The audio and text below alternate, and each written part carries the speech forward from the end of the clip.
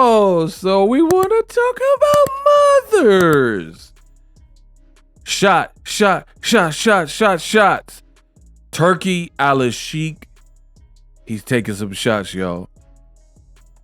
The target, it appears, Devin the Dream Haney.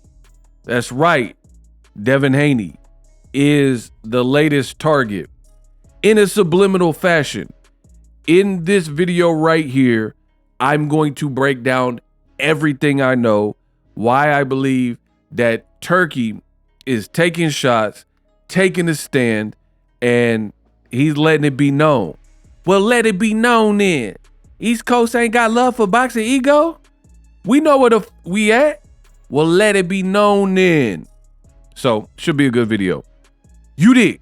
Now let's jump right into the mix. Turki Alalshikh announced Canelo, baby, you want, baby, I know that, versus Terrence Crawford. Some people are more excited than me, but, you know, kudos. They got the fight done. Cool. So he announced that fight and a couple of details. Not all of them, but some of the details. And since he was in the mood of announcing things, hey, make sure you guys subscribe. Hit the bell icon so you don't miss a thing. I guess since he was in the mood to announce fights and Canelo Crawford, he wanted it to be known that they don't have an undercard, but almost they're accepting applications. So if you feel that you are a good fit or a suitor to be on this undercard and you would provide a quality fight, then he's open to potentially do business with you. Kind of weird. I've already talked about this a little bit in my last video. Check that one out. I feel this approach is a bit weird, that you are putting on a fight on Netflix. You're saying it's the biggest fight in the last decade plus, blah, blah, blah. And then you don't really have an undercard in mind. You are saying, reach out to me. You know where to find me at. Send me your tape. It's almost like a talent show. Like you're trying to, I don't know, like Shark Tank. You're waiting for a bunch of people to show their product and then determine if you want to go in and bid on it. You know what I mean? It's kind of weird. Normally, big fights, super fights, that is not the case. Normally, what I've seen in these big fight scenarios is like PBC, they put on the biggest fights for real, for real. Floyd Mayweather, you know, fights with Canelo and Munguia and Berlanga, you know, in recent memory, these types of things.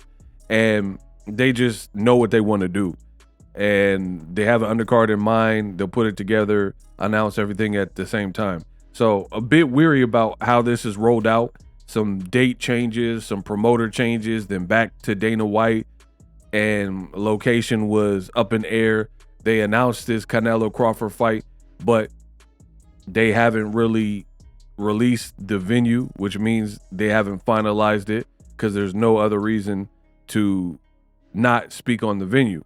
Now, I had to take you there to let you know what's going on. Turki, after these announcements, he had posted this statement on his social media. He says, from this point on, I don't want to see any more Tom and Jerry type boxing matches where one fighter is running around the ring and the other fighter is chasing him. We can no longer support these kind of fights with Riyadh season and the ring. We want to support fighters who leave it all in the ring and fight with heart and pride. End quote. Now, my thing is this. Turki's letting it be known. I have mixed feelings about this. For one, you know, I got to give you some credit. Like, you're putting up the money. You can dictate what you're willing to put money on. You know what I mean? But I will say this. Although you're in charge of the money and you can kind of control initially, it does not work like that. And to me, this shows that Turki is almost new to the boxing game, because you can't predict how a fight is going to be. You know what I mean? You can't. Like, for example, most people would have thought that your Times Square card would have been more action-packed, right? Main event especially. Ryan Garcia, knockout artist. Rolly, knockout artist. There was literally one knockdown. And Ryan after being knocked down, he didn't seem like he was super hungry and wanted it. How can you prevent that? You know what I mean? How can you prevent that? Yeah, sure, it's a waste of money, and I'm sure you're upset at the final product, but just by making a tweet and a statement like, hey, we only want fighters that let it all hang out, pause, and leave it all in the ring. I mean, it sounds good, but you can have people sign up and then it doesn't play out. What happens if one of these fighters fights Artur Beterbiev, right? And they getting smoked. How you going to control? Nobody wants to get knocked out in public. So when they feel that power, what are you going to force them? Like, you're going to push them back in the ring, and like, what are you going to do to ensure that they fight that powerful puncher like Beterbiev and fight with integrity, honor, pride? It's just, there's no way to do it. Furthermore, most people were commenting that he's taking shots at Devin Haney. For real, it's hard to argue. And I was going to say, since it's subliminal, you know, some people are going to be like, oh, how do you know it's at Devin Haney? My question, I got a better question. How is it not about Devin Haney, right? Just think about that. How is it not about him? He just said he don't want Tom and Jerry type of fights, which we know the cartoon, Tom and Jerry, they're chasing each other around the house and back and forth. And he said he basically don't want runners. Everybody complained about a fight with Devin Haney and Jose Ramirez. Outside of Devin, the other person that we were hearing this from is William Skull. So he's basically saying he doesn't want these type of fights. Very interesting, because some people were like, then Shakur Stevenson can never fight on your card. So it's going to be interesting. What are you going to do? What if Shakur Stevenson fights negative versus William Zepeda? Interesting times. Again, Turki, he'll probably learn the hard way.